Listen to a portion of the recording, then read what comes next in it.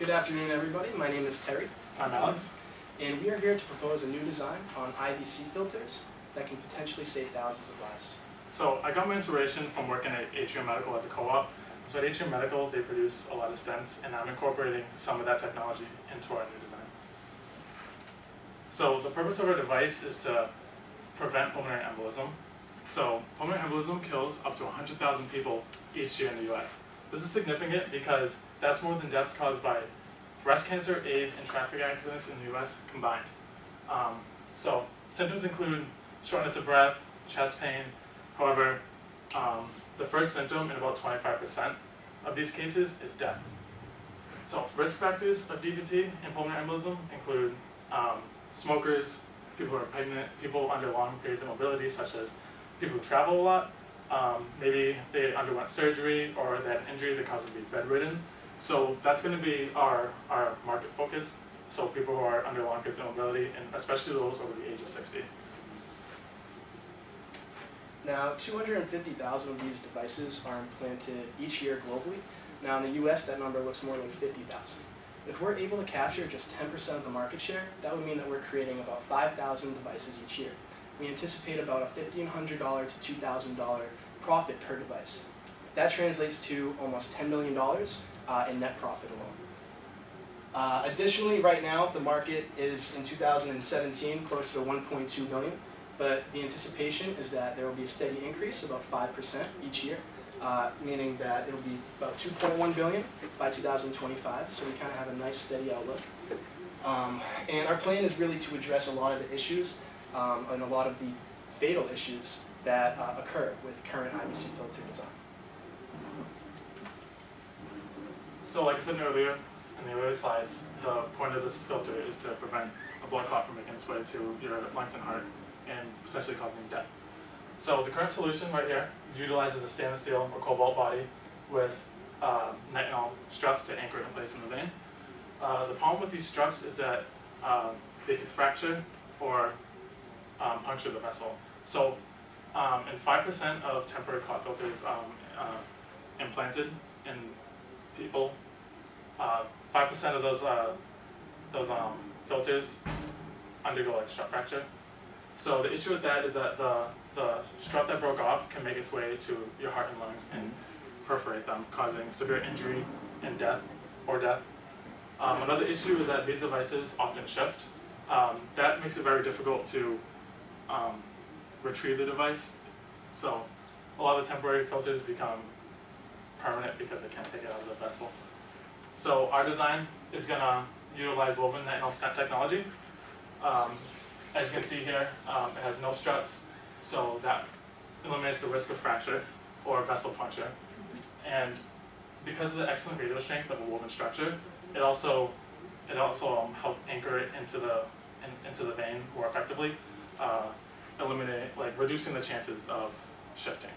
So our design is going to incorporate a filter into this structure to catch that clot. And the way we're going to deploy it is over the wire technology through a catheter shaft. And because it's made of nitinol, it's a shape memory material. Once it's exposed to the temperature of the human body, and we take it out of the catheter shaft, it's going to expand to the size of the vessel and anchor itself in that.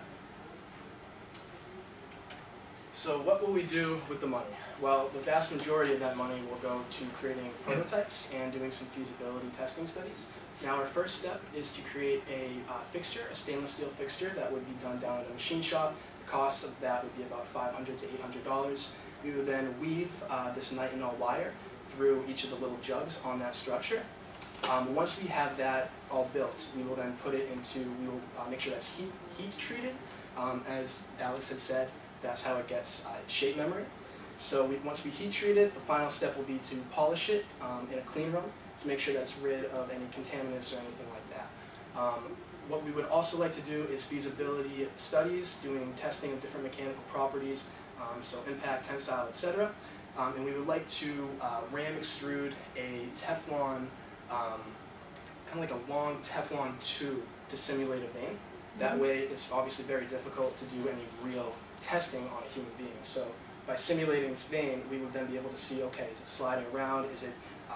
Is it working the way that we had expected it to. Finally, if we had enough money to, we would like to file a provisional patent to protect any of the IP. All right, thank you guys. Any questions?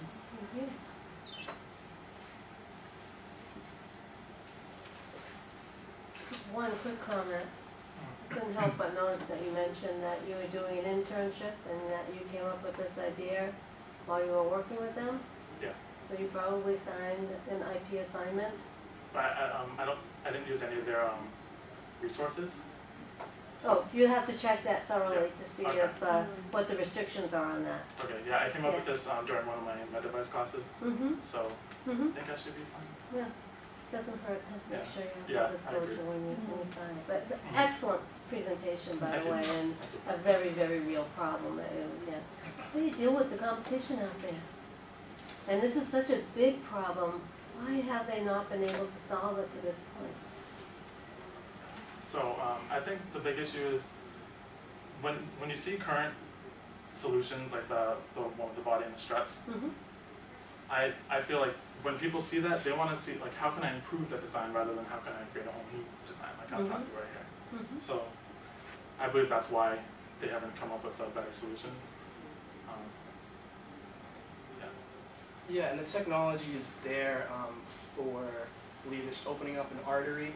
So that kind of woven stent that we had shown you guys, so that technology is already there, Absolutely, but you're not adding that little end piece to trap the clot, Yeah. and for some reason nobody's doing it. Mm-hmm. Mm-hmm. And if you look at the surface area available for flow and clot entrapment, is it comparable to what's out there today, or have you looked at that at all? In terms of blood flow, Mhm. or so what we would anticipate doing is just kind of having that woven stent with the little end piece, so that blood is able, the diameter of each little hole Mhm. between the nitinol would be such that the blood can flow through. So it's not going to constrict the blood, Mhm. but it would be big enough to trap, say, a 2.5 by 2.5 millimeter clot, which Mhm. is kind of at the smaller end of the clot, all the way up to a 5 by 25 millimeter clot. Wow, good, okay. So one of your challenges, I think, is finding a good clinical model to do your testing. I know you talked about having a piece of plastic and doing that, but you probably want to find a partner that can help you kind of develop that, because it's very critical as you go step by step and you do your feasibility that you prove it out in the right model. Because if you just put it in like a solid tube, you're not really proving a lot of what you're trying to do. So I guess that's more of a suggestion than a question, but you want to make sure that you think about that process when you go through it. Absolutely, and a key partnership is going to be just that. It's going to be key. So yeah, it's definitely a kind of a different ball game when you're using a Teflon tube as opposed to an actual person. Of course, that's something that we will definitely be thinking about as we construct the prototype. So you were probably talking about a preclinical model, animal model? Yeah, even a feasibility model, you may want to have some sort of, real animal structure that you Yeah. use, whether it's a pig or a cow or bovine or whatever. I was just going to ask, do you have any suggestions as to what animal that could be? I'd have to think about it, but I would say probably porcine, probably a pig would probably be the closest, that they have the closest vascular structure to humans. I've noticed in studies for current solutions they use sheep. Yep, So maybe there's sheep. another one too. So sheep's blood is, bovine blood is closest to human blood. So if you're doing blood testing, so you have to do like hemolysis testing, different kind of testing, the biocompatibility of the device in the body, and that's usually would be done with bovine blood first to start. But I can hook you up with somebody that has a lot of expertise in that area. That'd be I have a fantastic. couple friends that do it. Thank you. Sounds very, very complex. It is. Yes, it is. And you talked about possibly finding a partner. Have you thought about how you might go about that, like where you would be? I'm hoping we can find someone to maybe M2D2 here. Yeah, Who we're could probably definitely, help us. we'll definitely be reaching out to Steve Tello and just kind of some of the medical device people. But we haven't really specified specifically who we would be working with. We just know that that's going to be an integral piece of the puzzle. It is. Yeah, the other challenge is going to be delivering the system and getting the system back out. I mean, you made it kind of sound simple. You just put it on a wire and put it on a sheet and route it in and pull it back out. That whole process is, trust me, I've done it a couple times. It's not easy. Yeah.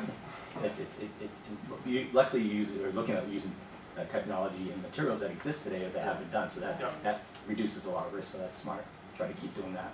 So why are you guys playing with nitinol stents if you're plastics engineers? I was in the med device design class, Mhm. and the project was to like look up like disease problems in the world, Mhm. and when I looked up like deep vein thrombosis and pulmonary embolism, I saw it was a huge problem, and I just thought a nitinol would be better than a plastic solution. Mhm. That was it. Okay. Yeah. It's Right. wonderful stuff. Yeah. Wish it was plastic, but it was easier. It's a learning experience.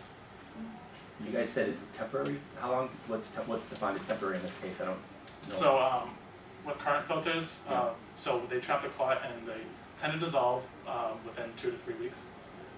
And then it's up to the doctor, you know, they'll do scans, see if they're still at risk of getting pulmonary embolism, or keep them no longer, but it's normally 2 to 3 weeks.